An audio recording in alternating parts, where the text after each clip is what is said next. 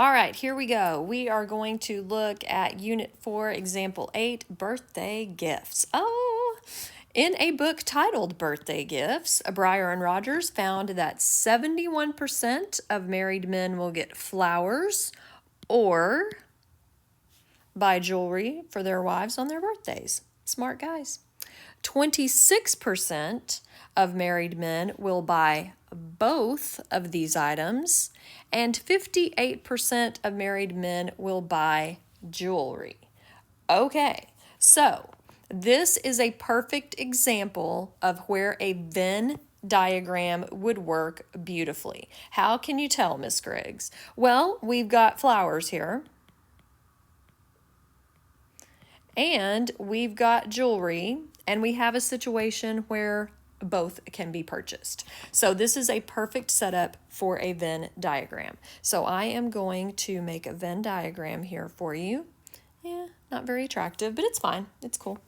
All right, so I am going to let this first circle represent jewelry, and I'm going to let flowers be the other circle. Doesn't matter, by the way, how you go with that.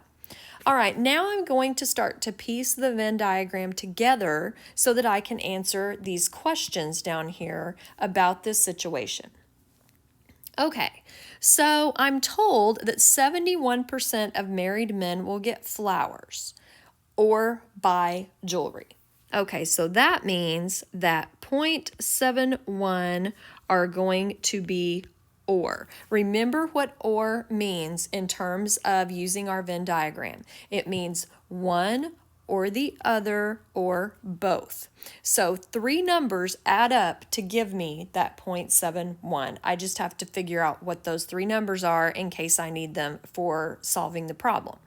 All right, so I'm also told that 26% of married men will buy both. Well, that is the intersection right there. That's where 26% would live. Okay, 58% of married men will buy jewelry. That means that this entire circle is 58%. Not just this blank right here. Because if you'll notice, this 26%, that is part of the jewelry circle. So what I'm looking for here, I'm looking for that blank. That blank is equal to 0.58 minus 0.26. So this blank right here, jewelry only, is 0.32. But I want you to notice in the jewelry circle, I've got 0.58 because 0.32 plus 0.26 gives me 0.58. That's where you have to be careful with the Venn diagram. All right, so if I also want to fill in this value right here, all I have to do is take 0.71 and subtract from it 0.32 and 0.26. So in other words, I am subtracting 0.58 from 0.71. And that will give me 0.13. Awesome. Now, let's figure out if we've got all the information we need to answer the questions.